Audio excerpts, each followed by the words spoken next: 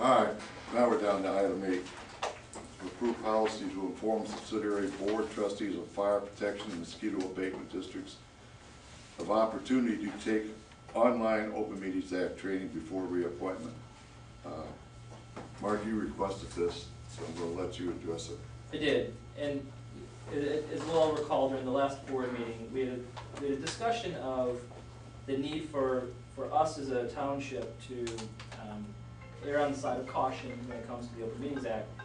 And one of the elements of that conversation came up was we actually do appoint to subsidiary boards, and not quite sure what our roles and responsibilities on oversight of those boards are, but at the very least, we could make it a board policy that at appointment or reappointment, in order to be considered, we want to see that you have taken the online Open Meetings Act training. As an initial point of view of how we can make sure, until we get into like the actual discussion of which boards they are and what they do and who's on them, at the very least we can make sure that that's happening.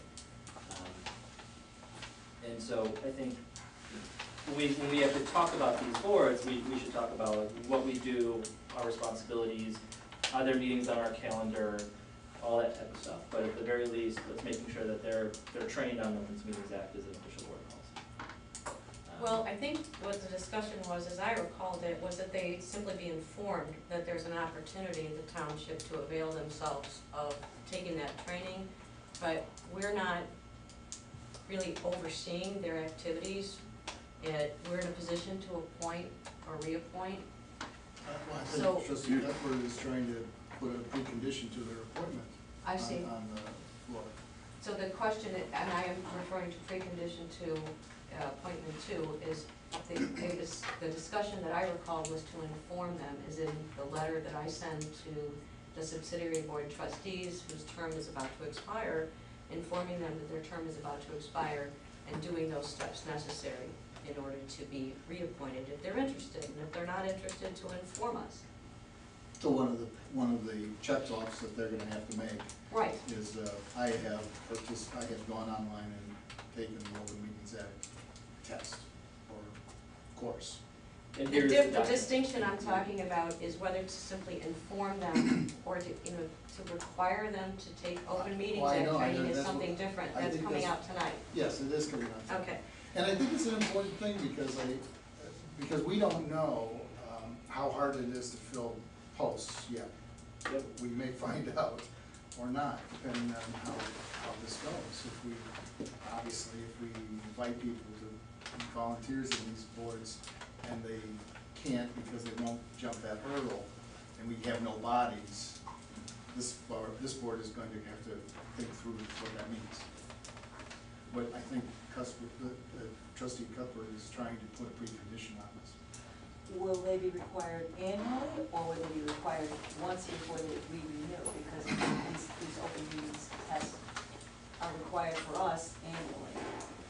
So would somebody be behind them saying every year, saying it's time, it's June 30th, whatever, be sure to get your updated examination taken? Is there an update every year?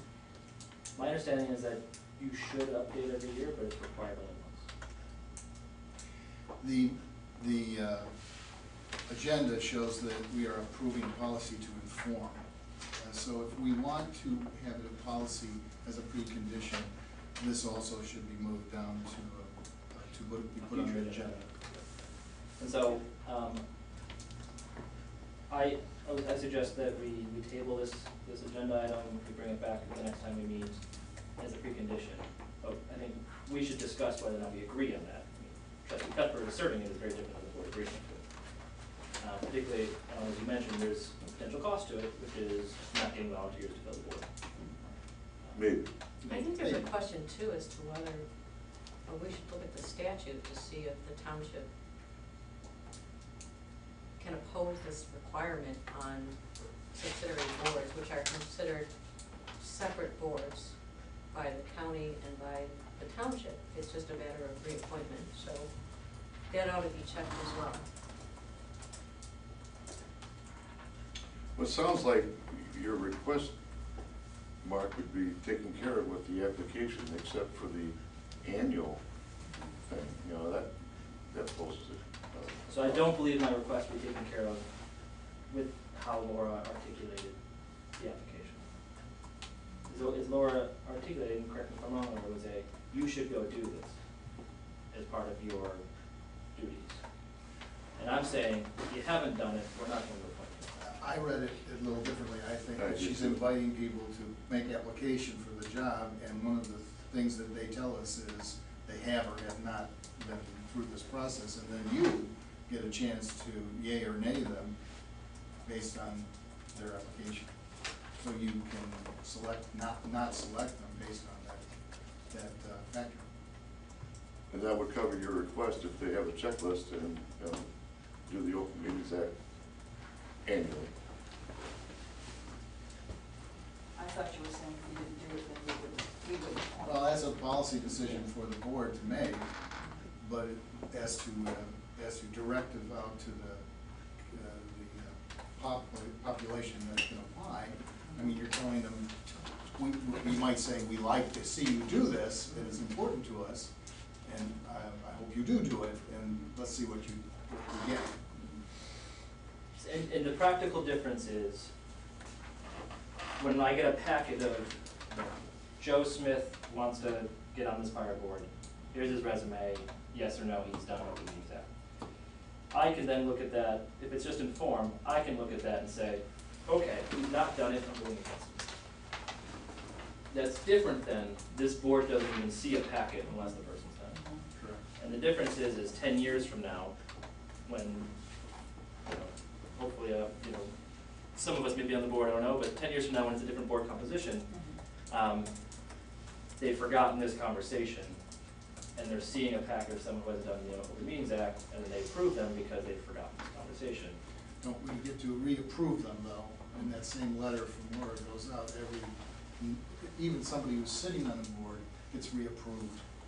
As their term comes up, they're By a letter from you. notified in advance by a letter, and so my. I'm actually making a different point. My point is, if the policy is that the board doesn't even see someone who hasn't done the OMA, no one will get appointed who hasn't done the OMA. If the policy is, it's just one data point, 10 years from now, a different board may actually start appointing people who have not done OMA. Well, I think that your question and that answer to that question is a board decision. Absolutely agree. So that should be on the agenda to discuss what level you raise this to. Yeah. Raise this. And so we can table this and have that conversation next month? We can add that to the agenda, Laura, for next month. Mhm, yes. Thank you.